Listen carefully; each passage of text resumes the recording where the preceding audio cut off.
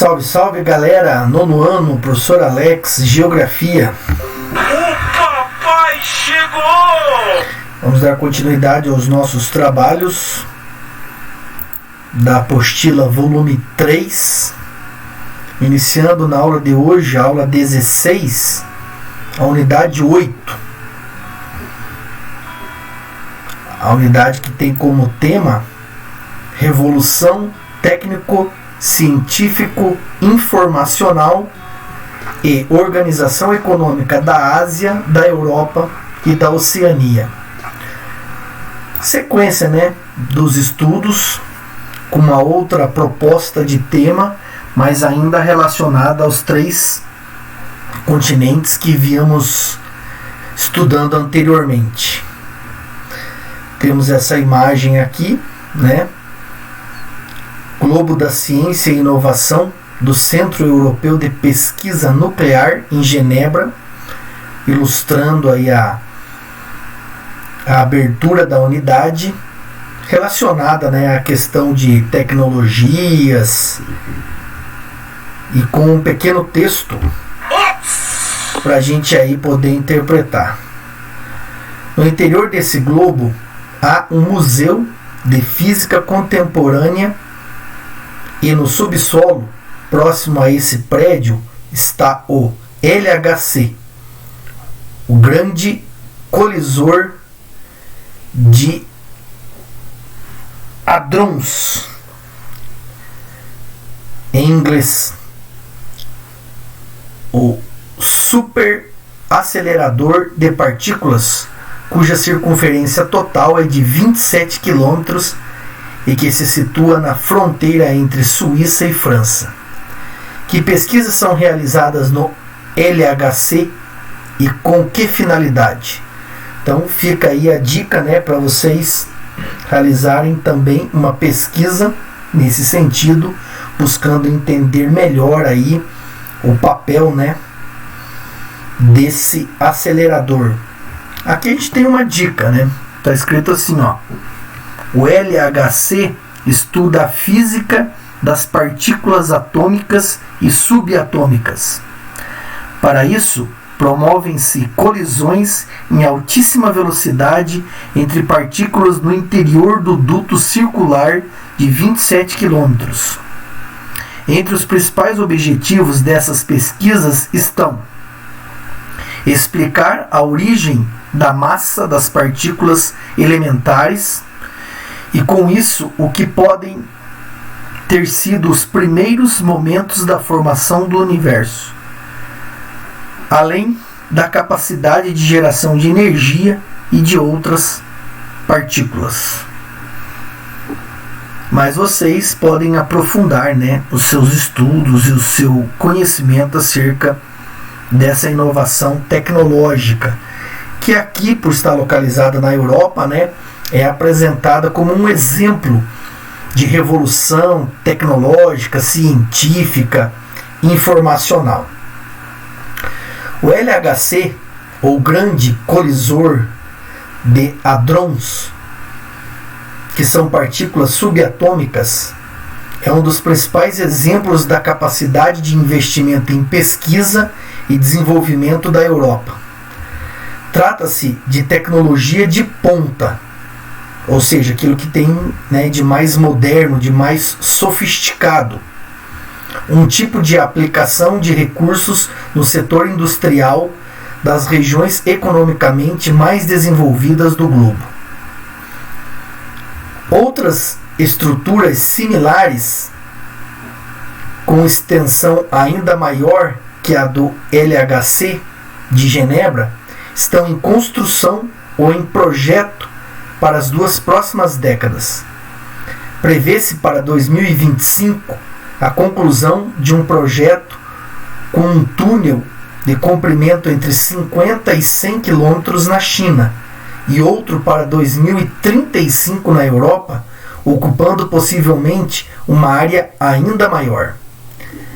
Cerca de 200 anos depois da eclosão da Revolução Industrial na Inglaterra e após o final da Segunda Guerra Mundial, o mundo assistia ao desenvolvimento do meio técnico-científico informacional, caracterizado pelos avanços nas pesquisas científicas, tanto nas grandes dimensões do espaço cósmico, quanto do micro-universo do interior dos átomos, da eletrônica e da genética. Realmente, a evolução tecnológica, né, tem sido surpreendente em termos de inovações e descobrimentos, né, a serviço da humanidade. Aí são imagens, né, do LHC, área ocupada em 2009 e visto de um pedaço do super acelerador de partículas, né? A visão aí parcial, né, desse super acelerador. Poderia ter sido escolhido outras inovações tecnológicas, né, para exemplificar as transformações no espaço, essa denominação, né, que nós já estudamos no ano passado. MTCI é a sigla para Meio Técnico Científico Informacional, né? Só que os nossos estudos do ano passado estavam mais relacionados ao continente americano e africano. Essa denominação, né, essa expressão que foi inclusive aplicada pelo geógrafo Milton Santos. As transformações no espaço, na sociedade, a partir dessas inovações científicas e tecnológicas. E como estamos estudando esses 3 continentes, Europa, Ásia e Oceania, em alguns países desses continentes, né, concentram centros de pesquisas científicas, de desenvolvimento tecnológico de referência mundial. Indústria e tecnologia. O subsolo do oeste da ilha da Inglaterra e do país de Gales, na ilha da Grã-Bretanha, transformou a superfície do planeta a partir de meados do século XVIII. Das minas de carvão que forneciam energia para as máquinas a vapor, as fábricas que se multiplicavam, as ferrovias e sobre elas trens fumegantes, enquanto os oceanos começavam a ser cruzados com mais rapidez pelos vapores. Era o nome dado aos navios, né, movido a vapor. O espaço geográfico se reorganizava. E isso é uma tônica, né, de toda a evolução técnica humana. Toda vez que a humanidade dá saltos de inovação tecnológica, o espaço geográfico é reorganizado, é proporcionalmente reorganizado. Observa-se o mapa ao lado, que representa as reservas de carvão no subsolo da Grã-Bretanha. Nele é possível perceber que a distribuição do carvão se dá por boa parte do interior e a profundidades diversificadas. Conforme o esgotamento das reservas mais superficiais e o avanço tecnológico progrediam nos séculos XIX e XX, novas reservas cada vez mais profundas passaram a ser exploradas, sendo o carvão ainda hoje um importante produto para a economia britânica, embora não mais tão determinante como no início. Aí faz uma referência, né, à Revolução Industrial do século XVIII na Inglaterra, continente europeu, e a sua principal fonte energética, o carvão mineral. À medida que as reservas superficiais foram se esgotando, foram necessárias tecnologias para buscar essas reservas em jazidas cada vez mais profundas. E a importância que a Revolução Industrial tem nesse contexto, obviamente. É a partir de meados do século XVIII, entre os anos de 1750 e 1760, que na Inglaterra tem, né, o advento da indústria. Vai transformar completamente o modo de produção, né? Se torna um modo de produção técnico, né? O advento da Revolução Industrial passa a produzir o que se chama de meio técnico. nós estamos agora comparando essa evolução tecnológica, né? A partir da Segunda Guerra Mundial, da energia nuclear, de descobertas científicas, tecnológicas, se cria o que conhecemos atualmente como meio técnico, científico, informacional. Na Inglaterra do século XVIII, o meio rural presenciava o surgimento de novos instrumentos de trabalho.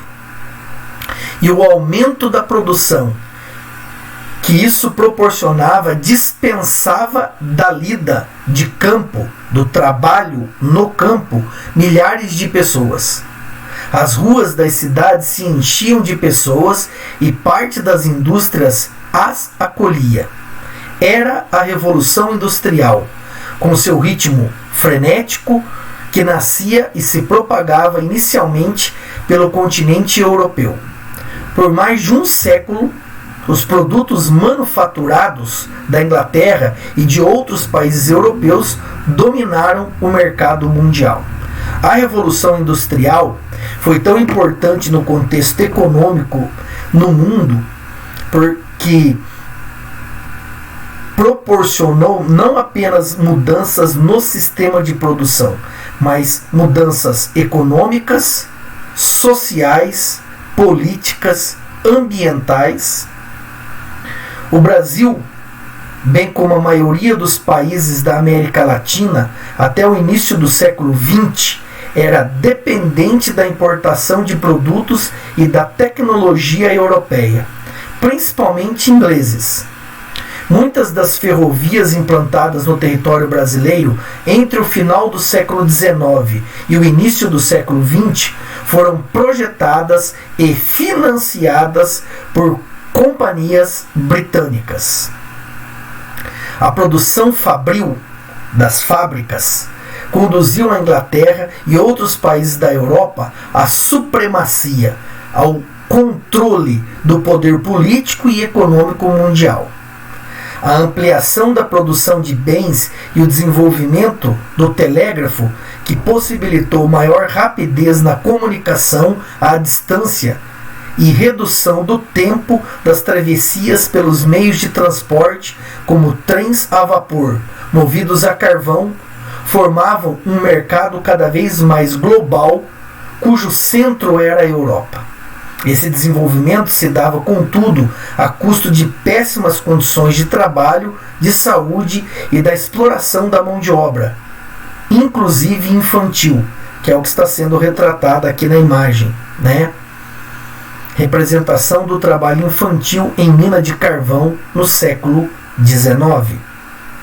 Ao final do século XIX, a industrialização alcançada na Europa atravessou o Atlântico e se desenvolveu na América do Norte, especificamente nos Estados Unidos, ou pioneiramente na América, nos Estados Unidos. Nessa mesma época, o espaço de produção da América Latina, incluindo o Brasil, baseava-se ainda predominantemente na produção agrícola. O fim do modelo feudal do Japão e o início da chamada Era Meiji marcaram a modernidade no país. A Austrália, o modo econômico e industrial britânico se instalou na costa leste. Os modos de produção também se transformavam a fim de garantir elevada produção. Com a produção em série e peças passando sobre esteiras das fábricas e sendo ininterruptamente montadas por operários de movimentos automatos, retratados com a arte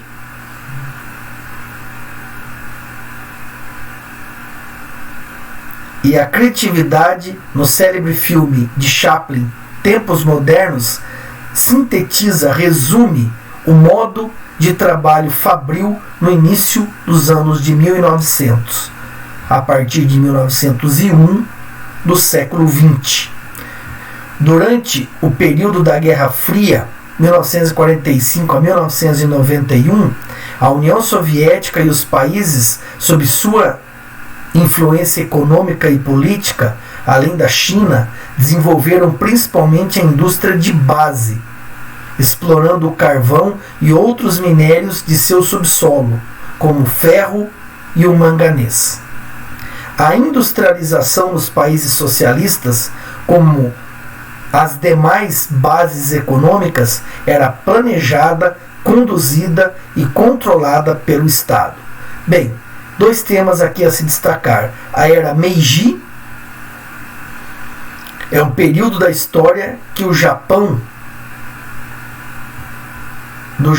que sucede a deposição do shogunato, que era o sistema feudal do Japão, assim denominado, e corresponde à restituição do império sob a liderança de Mitsuhito, não sei se é essa a pronúncia, né? Mitsuhito, entre 1868 e 1912, quando, sob influência europeia e estadunidense, o Japão se modernizava, ou modernizava sua economia. A era Meiji, independente aí das datas e do nome do imperador, é a era em que o Japão vai se industrializar. Profundas mudanças econômicas e políticas acontecem no país. Ele deixa de ser um país feudal, um poder descentralizado, né, nos chamados shogunatos, que era o nome de cada feudo no Japão, para se tornar um país governado por um imperador, se tornar um império. E o país também supera, né, o sistema de produção agrícola, um país agrário, para se tornar um país industrializado. Então essa é a era Meiji, ocorrida no Japão, meados do século XIX e início do século XX. Outro tema a se destacar aqui, período da Guerra Fria, onde de 1945 a 91 o mundo se dividia de forma bipolar. De um lado, o sistema de produção capitalista, liderado pela superpotência estadunidense, Estados Unidos, e do outro, o sistema de produção socialista, liderado pela ex-União Soviética. Por isso que é mencionado aí, né, a industrialização dos países socialistas, assim como as demais bases econômicas, eram planejadas, conduzidas e controladas pelo Estado, pelo governo. Na metade do século XX, enquanto a região sudeste do Brasil se expandiam concentrações industriais nos países europeus, no Japão, na América do Norte,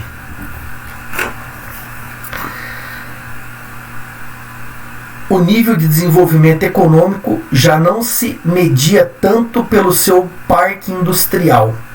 O modelo das empresas transnacionais e de suas corporações possibilitava a migração das fábricas para outras regiões do mundo menos desenvolvidas e com elevada disponibilidade de matérias-primas e mão de obra barata.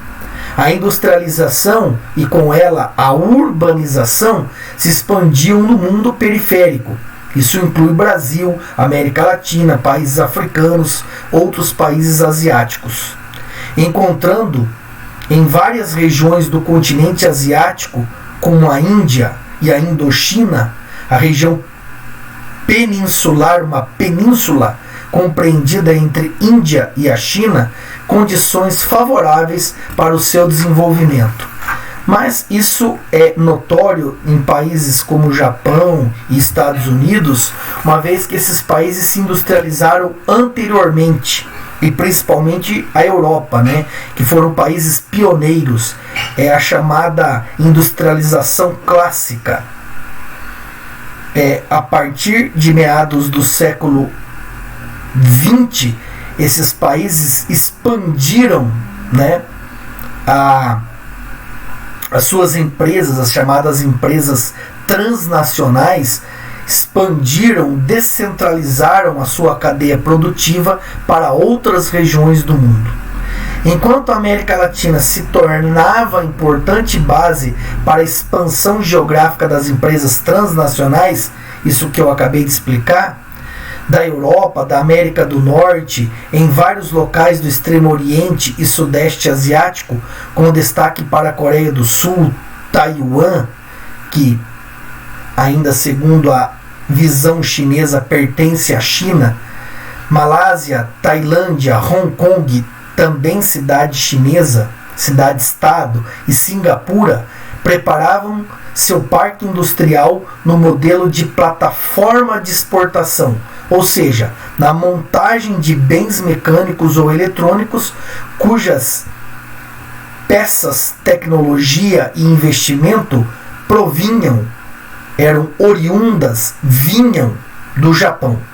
A produção de bens de consumo não duráveis, como calçados, tecidos e roupas, também desenvolveu intensamente entre os tigres asiáticos, como passaram a ser denominados esses países que tiveram, entre as décadas de 60 e 80, acelerado desenvolvimento, né? Esses países, Coreia do Sul, Hong Kong, Singapura, né, formaram os tigres asiáticos. Em contrapartida, Europa, Japão e Estados Unidos, na segunda metade do século XX e mais recentemente China e Índia, passaram a concentrar investimentos em indústrias e tecnologias de ponta em diferentes campos da ciência, nos tecnopolos, regiões que agregam universidades, laboratórios, centros de pesquisa, empresas de informática, de desenvolvimento de fontes de energias alternativas, do setor aeroespacial e diversas indústrias da área de alta tecnologia. O domínio do conhecimento científico, das técnicas ou know-how, caracteriza na atualidade uma das principais diferenças entre países industrializados desenvolvidos e os industrializados em desenvolvimento. Alguns dos principais parques científicos e tecnológicos ou tecnopolos da Europa, Ásia e Oceania são esses que nós podemos identificar aqui segundo as bandeiras, né, dos seus respectivos países. Podemos observar aí claramente, né, os tecnopolos na Europa. Alemanha, em Munique, Dresden e Stuttgart. Na Bélgica, Bruxelas e Liège. Espanha, Madrid e Barcelona. Finlândia, Helsinki e Oulu. França, Paris, Nice e Lyon. Irlanda, Dublin. Reino Unido, Cambridge, Londres, Edimburgo e Glasgow. Suécia, Estocolmo e Malmö. São tecnopolos, essas cidades que agregam esses espaços industriais que anteriormente foram descritos, universidades, laboratórios, centros de pesquisa, empresas de informática, desenvolvimento de fontes alternativas, setores aeroespacial e indústrias da área de alta tecnologia. Essas são características desses chamados tecnopolos. Na Ásia, China, Hong Kong, Xangai, Guangzhou, Taipei ou Taiwan, como denominam os habitantes locais. Singapura. Na Coreia do Sul, Seul, Incheon. Na Índia, Bangalore. Em Israel, Tel Aviv. Japão, Kyoto e Tóquio. Na Malásia, Kuala Lumpur. Também na Oceania, Melbourne, Adelaide, Brisbane. E na Nova Zelândia, Auckland. Me perdoem alguma pronúncia aí equivocada, né, por conta aí do desconhecimento, às vezes, da pronúncia correta desses locais. Bem, são exemplos aí da tecnologia de ponta, a tecnologia do chamado meio técnico científico informacional, da qual estamos aqui tratando nessa aula, ou o início dos trabalhos, né, sobre esse tema do meio técnico científico informacional, MTCI, a sigla, meio técnico científico informacional. Beleza? Eu vou ficando por aqui nessa aula, deixando para vocês mais uma vez a dica das atividades da apostila, assim como do CA. Ocorrendo dúvidas, por favor, compartilhe conosco as nossas aulas ao vivo. Para vocês, beijo no seu coração. fui!